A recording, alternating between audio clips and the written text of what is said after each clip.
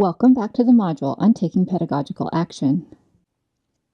Recall that this module covers these three big ideas. This video will delve into the third one, choosing a pedagogical strategy. Teachers can choose from a variety of strategies for taking pedagogical action when evidence of student learning, either planned or in the moment, reveals a gap. These include modeling, telling, explaining, directing, prompting, questioning, and giving feedback. The discussion about which to use is dependent on a variety of factors, including whether the teacher thinks she needs to take a more active or passive role in the situation. Additionally, students can become adept at using these strategies as well as they support one another's learning in formative assessment. These strategies are adapted with permission from the New Zealand Ministry of Education. For more information, see this Literacy Online website. Now let's go through each of these strategies in more detail. Nearly everything a teacher does during the course of a lesson can be seen as modeling, but deliberate, purposeful modeling is a powerful instructional strategy. For example, teachers can make intended student learning visible by verbalizing their reasoning out loud, explicitly narrating their thinking during a problem-solving process, or demonstrating a specific skill. Telling means supplying what students need in the moment to enable them to maintain momentum in the learning process. A teacher makes a professional judgment to use this instructional strategy so that student learning is not short-circuited, but rather so that temporary obstacles are removed on the way to deeper learning. Chris Harrison describes the role of telling as providing drops of knowledge.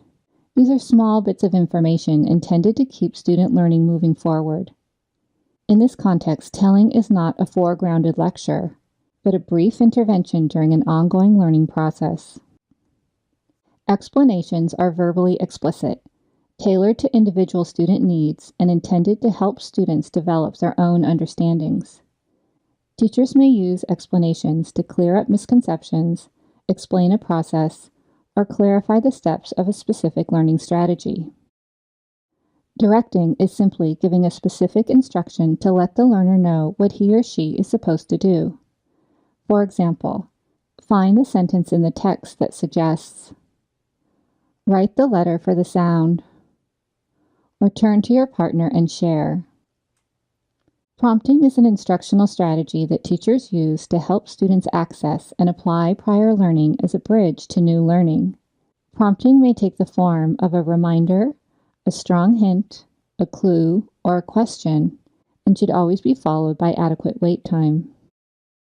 Asking questions is an ideal way to generate thoughtful discussions and explorations of issues that are important to developing students' understanding. Questions can also help students make connections among ideas and prompt further thinking.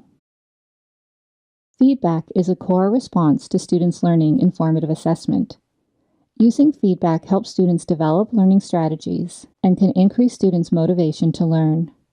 According to John Hattie, of the 150 interventions he studied, feedback ranks as one of the top 3 in showing the strongest positive effects on student learning. However, not all feedback is effective.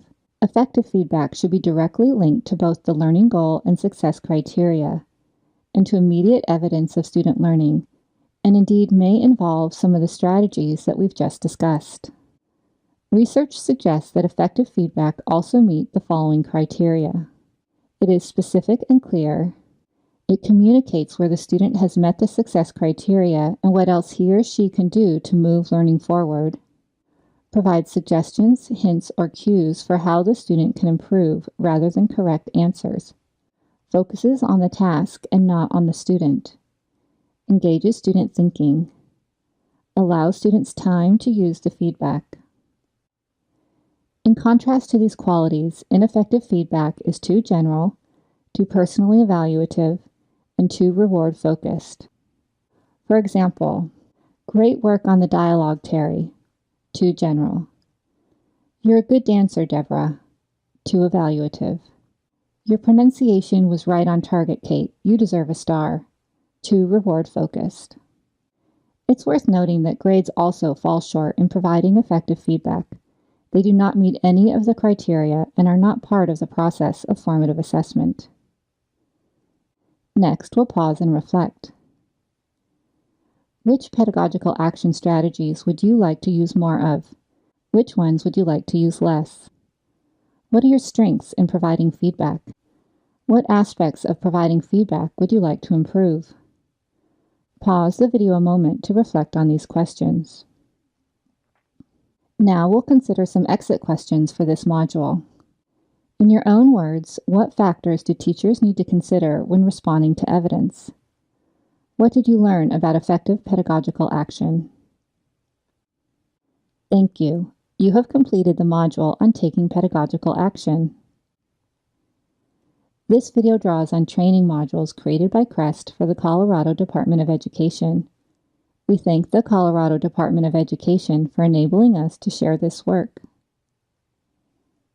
We are also grateful to the following individuals for their contributions to these modules: Brenda Padletti Sullivan, David Sullivan, Anjanette Williston, and Angela Landrum.